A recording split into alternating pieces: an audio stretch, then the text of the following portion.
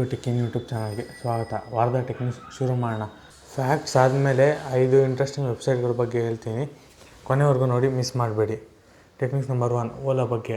One of the most popular cab ಕಂಪ್ನಿಗಳಲ್ಲಿ ಒಂದಂತ ಹೇಳ್ಬೋದು. ಇವರು ತಮಿಳ್ನಾಡಲ್ಲಿ ಎಲೆಕ್ಟ್ರಿಕ್ ಕಾರ್ ಮತ್ತು ಎಲೆಕ್ಟ್ರಿಕ್ ವೆಹಿಕಲ್ನ ಮ್ಯಾನುಫ್ಯಾಕ್ಚರಿಂಗ್ ಹಬ್ನ ತಮಿಳ್ನಾಡಲ್ಲಿ ಸ್ಟಾರ್ಟ್ ಮಾಡ್ತಾಯಿದ್ದಾರೆ. ಅದಕ್ಕೋಸ್ಕರ 2400 ಕೋಟಿ ಅಮೌಂಟ್ನ ಇನ್ವೆಸ್ಟ್ ಮಾಡಿದ್ದಾರೆ.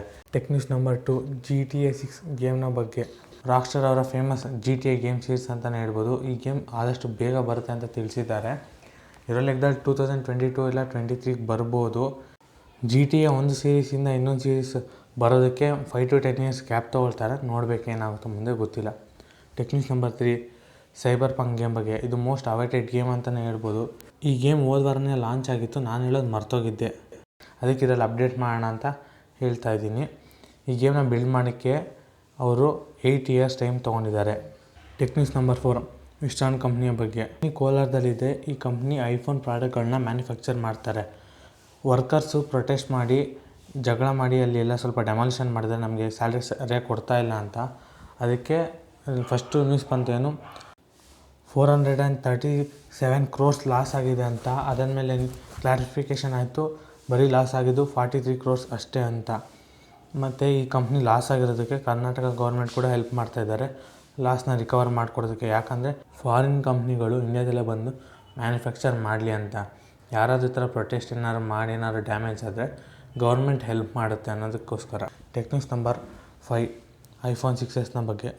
ಪ್ಲೇನಲ್ಲಿ ಹೋಗ್ತಾರಂಥ ಒಬ್ಬ ವ್ಯಕ್ತಿ ವೀಡಿಯೋ ರೆಕಾರ್ಡ್ ಮಾಡ್ಬೇಕಾದ್ರೆ ಕೈ ಜಾರಿ ಫೋನ್ ನೆಲಕ್ಕೆ ಬೀಳುತ್ತೆ. ಏನು 2000 feet ಹೈಟಿಂದ ಕೆಳಗೆ ಬಿದ್ದಿದ್ದು ಫೋನು, ಏನೂ ಡ್ಯಾಮೇಜ್ ಆಗಿಲ್ಲ. ಐಫೋನ್ ಕ್ವಾಲಿಟಿ ಬಗ್ಗೆ ಇದು ಒಂದು ಒಳ್ಳೆಯ ಎಕ್ಸಾಂಪಲ್ ಅಂತ ಹೇಳ್ಬೋದು. ನಂಬರ್ 6, ಸ್ನ್ಯಾಪ್ಡ್ರ್ಯಾಗನ್ 888 ಪ್ರೊಸೆಸರ್ನ ಬಗ್ಗೆ. ಈ ಪ್ರೊಸೆಸರ್ ಇರೋವಂಥ ಫೋನ್ಗಳಲ್ಲಿ 4 ವರ್ಷದ OS ಅಪ್ಗ್ರೇಡ್ ಜೊತೆಗೆ ಸೆಕ್ಯೂರಿಟಿ ಪ್ಯಾಚ್ ಇರುತ್ತೆ ಅಂತ ಗೂಗಲ್ ಮತ್ತು ಕ್ವಾಲ್ಕಾಮ್ 2 ಕಂಪ್ನಿಗಳು ಕೂಡ ಒಟ್ಟಿಗೆ ಅನೌನ್ಸ್ ಮಾಡಿದ್ದಾರೆ. ಟೆಕ್ನಿಕ್ಸ್ ನಂಬರ್ 7, ಇಸ್ರೋ ಬಗ್ಗೆ. ಇಸ್ರೋ ಅವರು ಕಮ್ಯುನಿಕೇಷನ್ ಸ್ಯಾಟಲೈಟ್ನ ಲಾಂಚ್ ಮಾಡಿದ್ದಾರೆ. ಆ ಕಮ್ಯುನಿಕೇಷನ್ ಸ್ಯಾಟಲೈಟ್ನ ಹೆಸರು CMS-01 ಅಂತ. ಇದು ಕಮ್ಯುನಿಕೇಷನ್ ಪ್ರಾಬ್ಲಮ್ ಆಗ್ತಾಯಿದ್ದಲ್ಲ, ಅದನ್ನು ಸ್ವಲ್ಪ ಕಂಟ್ರೋಲ್ ಮಾಡೋದಕ್ಕೋಸ್ಕರ ಆ ಸ್ಯಾಟಲೈಟ್ನ ಲಾಂಚ್ ಮಾಡಿದ್ದಾರೆ. ಫ್ಯಾಕ್ಟ್ ವಿಚಾರಕ್ಕೆ ಬರೋದಾದರೆ, ಐಫೋನ್ನ ಫಿಂಗರ್ ಪ್ರಿಂಟ್ ಸೆನ್ಸರ್ ಇದೆಯಲ್ಲ, ಅದು ಎಷ್ಟು ಎಫಿಷಿಯೆಂಟ್ ಅನ್ನೋದಾದರೆ ಆ ಫಿಂಗರ್ ಪ್ರಿಂಟು ಬದುಕಿರೋ ವ್ಯಕ್ತಿದ ಅಥವಾ ಸತ್ತಿರೋ ವ್ಯಕ್ತಿದ ಅಂತ ಇದು ಡಿಫ್ರೆನ್ಷಿಯೇಟ್ ಮಾಡುತ್ತೆ. ಬೇರೆ ಫೋನ್ಗಳ ಕಂಪ್ನಿಯ ಫಿಂಗರ್ ಪ್ರಿಂಟ್ ಸೆನ್ಸರ್ ಡಿಫ್ರೆನ್ಷಿಯೇಟ್ ಮಾಡಲ್ಲ. ಮೊದಲನೆಯ ಇಂಟ್ರೆಸ್ಟಿಂಗ್ ವೆಬ್ಸೈಟ್ ಹೆಸರು ಬಂದು ವೈರಸ್ ಟೋಟಲ್ ಅಂತ. ಈ ವೆಬ್ಸೈಟ್ನಲ್ಲಿ ಯಾವುದಾದ್ರೂ ಒಂದು ಡಾಕ್ಯುಮೆಂಟ್ ಫೈಲ್ ಇಮೇಜನ್ನು ಅಪ್ಲೋಡ್ ಮಾಡಿ ಸ್ಕ್ಯಾನ್ ಮಾಡಿ ನೋಡ್ಬೋದು ಫ್ರೀಯಾಗಿ. URL ಕೂಡ ನೀವು ಕಾಪಿ ಮಾಡಿ ಚೆಕ್ ಮಾಡಿ ನೋಡ್ಬೋದು. ವೆಬ್ಸೈಟ್ ನಂಬರ್ 2, ಫೋಟೋಫಿಯಾ ಅಂತ. ಇದು ಒಂದು ಆನ್ಲೈನ್ ಫೋಟೋ ಎಡಿಟಿಂಗ್ ಸಾಫ್ಟ್ವೇರ್ ಅಂತ ಹೇಳ್ಬೋದು. ಬೇಕಾದ್ರೆ ಇಷ್ಟ ಇರೋರು APKನ ಡೌನ್ಲೋಡ್ ಮಾಡ್ಬೋದು, ಇಲ್ಲ ಅಂದರೆ ನೀವು ಆನ್ಲೈನಲ್ಲೇ ಫೋಟೋ ಎಡಿಟಿಂಗ್ ಮಾಡ್ಕೊಂಡು ನೋಡ್ಬೋದು.